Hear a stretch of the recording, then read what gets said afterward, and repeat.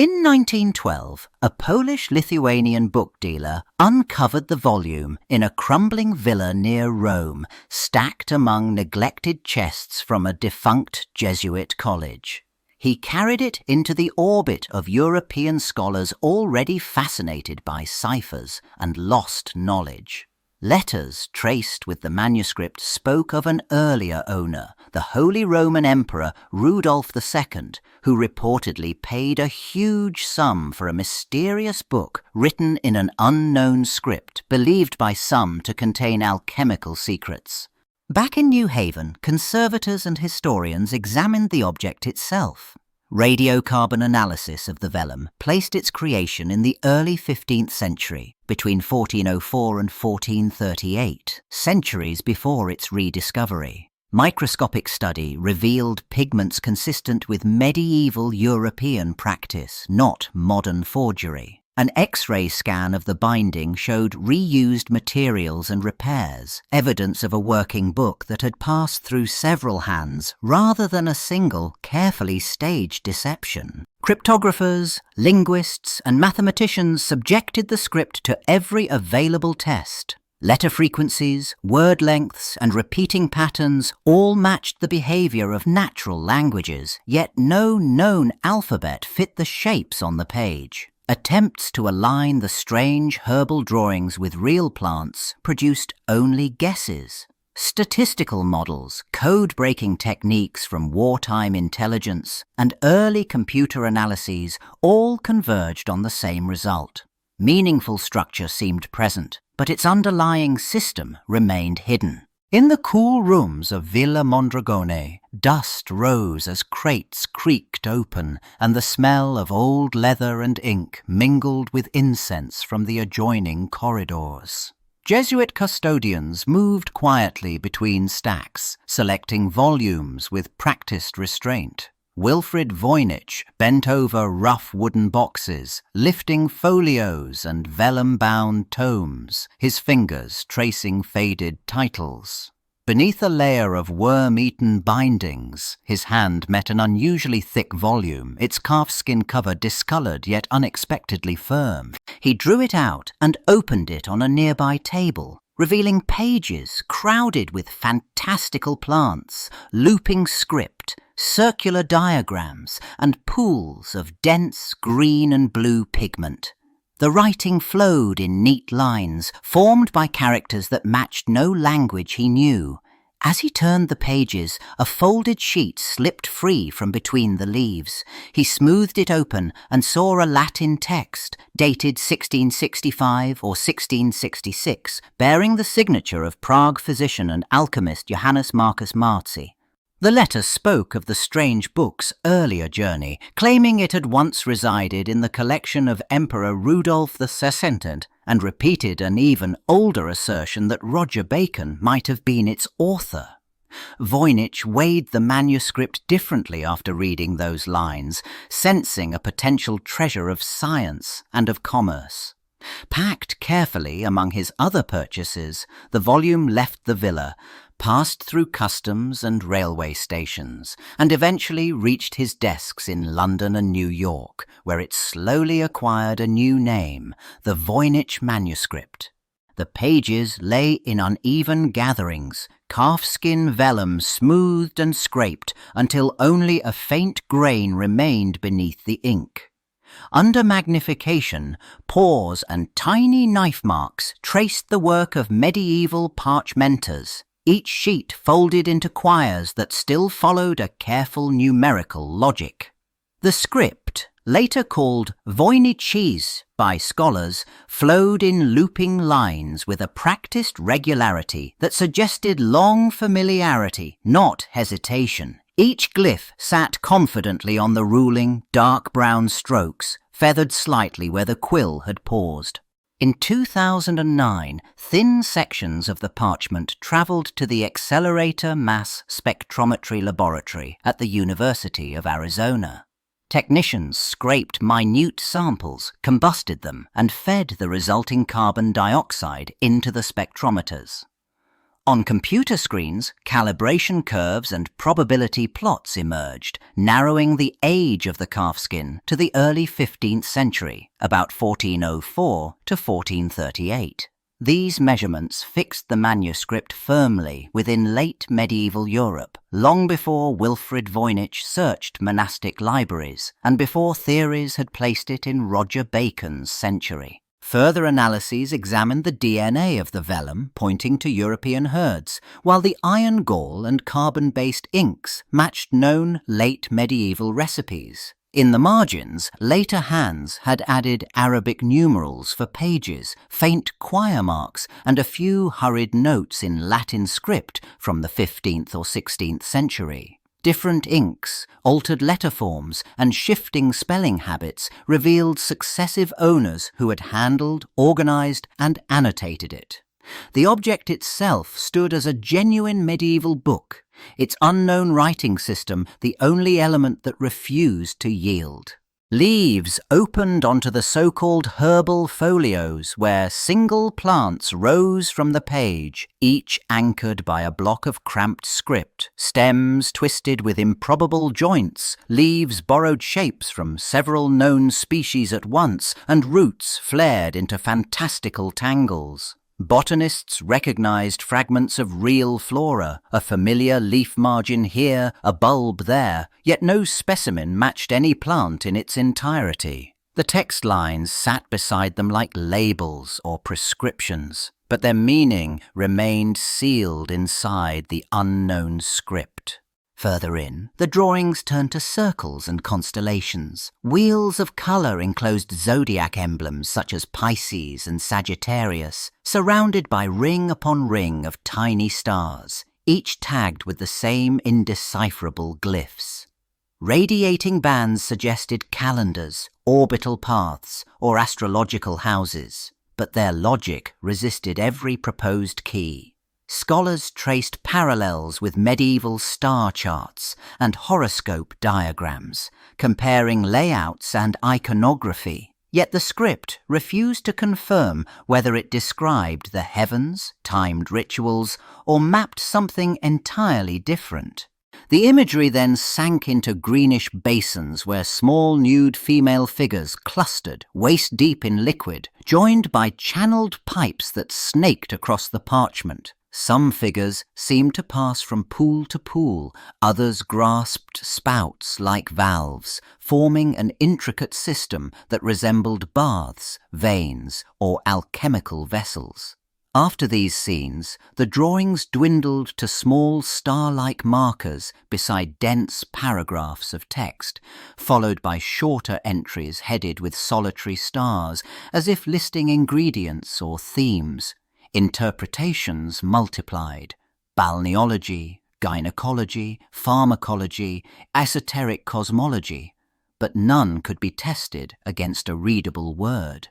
In Marcy's neat Latin script, the letter to Athanasius Kircher described a volume that had resisted every effort at understanding. He recalled claims that it once lay in the collections of Emperor Rudolph II, where court cryptographers and scholars had tried in vain to unlock its cipher. The letter mentioned Rudolph's generous payment for the book, hinting at a belief that it preserved profound secrets of nature or art. Marcy wrote as a physician and rector, yet admitted complete defeat before its strange writing. Rudolph's Prague had drawn astrologers, mathematicians, and alchemists into a dense web of inquiry. Tycho Brahe observed the heavens from his observatory near the city, while Johannes Kepler analysed planetary motions in Rudolph's service. In nearby workshops, glass vessels simmered over coals as alchemists searched for the philosopher's stone and universal medicines. A manuscript filled with unknown plants, astronomical diagrams, and coded text fit neatly within this world, where hidden correspondences in nature were expected and secret knowledge seemed plausible. After Rudolph's death, the book passed into quieter hands. Surviving letters showed that Georg Baresch, an obscure Prague alchemist, owned it and called it a useless possession because he could not read it. He appealed to Kircher, then famed for his work on Coptic and Egyptian, hoping for a key. When Baresh died, Marcy inherited the volume and its unsolved problem. Later library catalogues and marginal notes hinted at Jesuit custody, a stay at the Collegio Romano, and its storage at Villa Mondragone, tracing a fragile path while leaving its author unidentified. In the early decades of the 20th century, newly circulated photographs of the manuscript reached government offices and private studies. Among the first to take its challenge seriously stood William F. Friedman and his wife, Elizabeth, whose work against wartime diplomatic and military codes had already reshaped cryptanalysis. They pinned enlarged folios to boards, traced the looping script by hand, and prepared meticulous concordances. Each repeated cluster, each strange plant drawing, and each circular diagram became a potential key, yet none yielded a clear point of entry. Within the U.S. Army's Signal Intelligence Service, staff compiled tables of every symbol and their positions, then applied frequency counts that had cracked complex ciphers in war. They tested monoalphabetic substitution, polyalphabetic schemes, and elaborate transpositions, searching for hidden German, Latin, or Italian beneath the surface. Comparative charts spread across desks, filled with candidate alphabets and hypothesized plaintexts. The results remained stubbornly patternless, offering regularities that behaved like language but refusing to align with any known tongue or standard code system.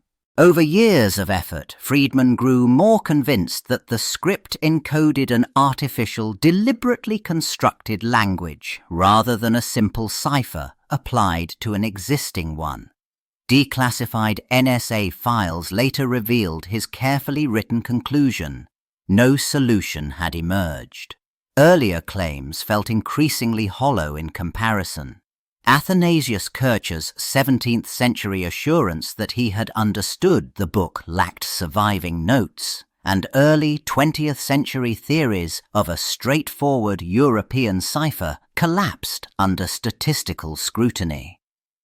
The manuscript's defiance of every proven method hardened its reputation as an enigma even master codebreakers could not pierce. Ink strokes looped and hooked across the parchment in a script that belonged to no known alphabet.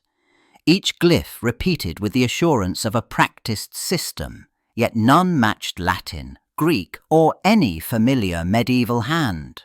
Linguists pointed to the steady rhythm of the writing, the consistent spacing, the confident curves that hinted at long use rather than improvisation.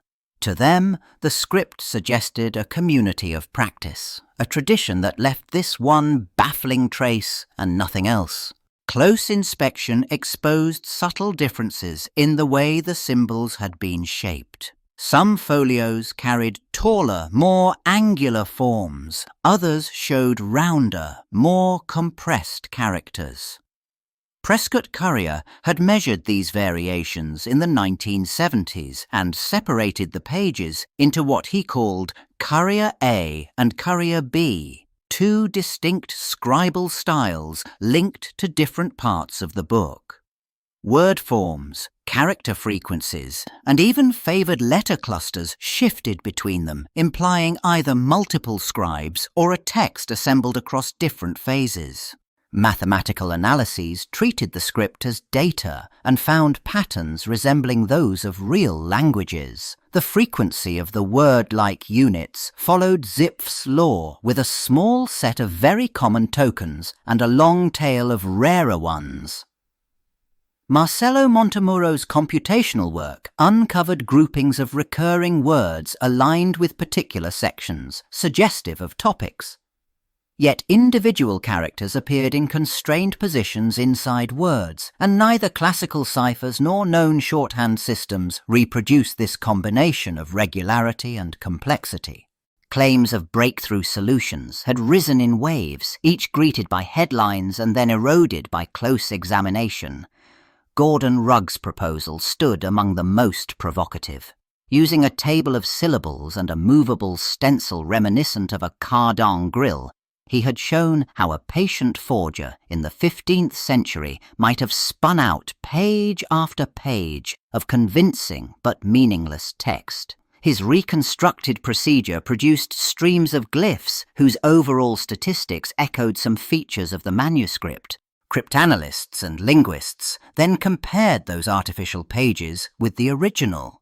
They tracked how real words clustered, repeated, and changed from line to line, and they measured patterns that extended across whole sections. Rugg's output lacked several of these subtleties. Real lines in the manuscript showed intricate correlations in word positions and endings that his method did not replicate. The demonstration revealed how easily plausible-looking gibberish could be made, yet it stopped short of matching the manuscript's full complexity. The pattern repeated in other high-profile claims. Nicholas Gibbs described the text as a Latin medical compendium written in shorthand, but specialists in medieval Latin showed that his supposed abbreviations broke known rules and could not be applied consistently. Stephen Bax suggested a few plant and star names, yet his readings remained unconfirmed and non-systematic. Gerard Cheshire's proto-romance hypothesis drew sharp criticism for factual errors, misused sources, and circular arguments, underscoring how untested assumptions repeatedly distorted attempted solutions. In the dim light of the reading room, the book lay open like a rebuke to centuries of progress. Egyptian hieroglyphs had yielded after the discovery of the Rosetta Stone, where the same text repeated in Greek and Demotic bridged the unknown signs. Linear B had given way when a patient architect, Michael Ventris, compared long lists of symbols against likely place names and Greek inflections. Mayan glyphs had succumbed once scholars assembled vast corpora carved across stelae and temples.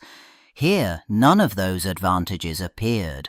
Cryptanalysts leaned over printouts of the strange script, their tools ranging from frequency tables to powerful algorithms. They explained how ordinary ciphers depended on some known plaintext or language family, a foothold that allowed patterns to be mapped and verified. This writing gave no such anchor. It offered no bilingual inscription, no parallel text, not even consensus on whether it encoded language, numbers, or something more abstract. Without a frame of reference, statistics circled endlessly, measuring structure that refused to resolve into words. In another lab, rows of processors ran machine learning models against digitized pages, clustering symbols and diagrams into tentative thematic zones. Herbal drawings seemed to group together. Strange bathing scenes and astronomical wheels formed other clusters. Algorithms tested resemblance to known language families, from Romance and Germanic tongues to far older lineages, yet none fit cleanly. Radiocarbon dating anchored the parchment in the early 15th century, arguing against a modern forgery, while the painstaking illustrations suggested sustained, deliberate work. The object remained suspended between hoax, code, and lost voice, just beyond the reach of current methods. The manuscript lay sealed beneath glass in the Beinecker Rare Book and Manuscript Library, its vellum pages flattened and lit by a careful, even glow.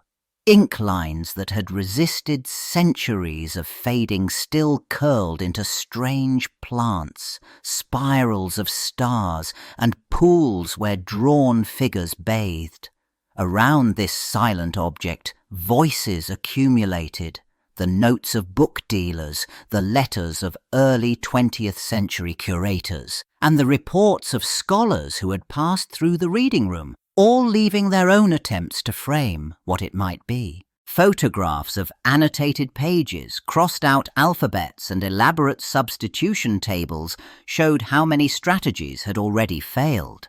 Declassified documents from cryptanalysts who had worked for the United States military and the National Security Agency described long statistical analyses that detected structure but disclosed no meaning. Recent academic studies mapped word positions and glyph patterns, confirming that the text behaved unlike random strings. Radiocarbon dating of the parchment pointed to the early 1400s, and the pigments and handwriting linked it to Central Europe, yet the content itself remained opaque.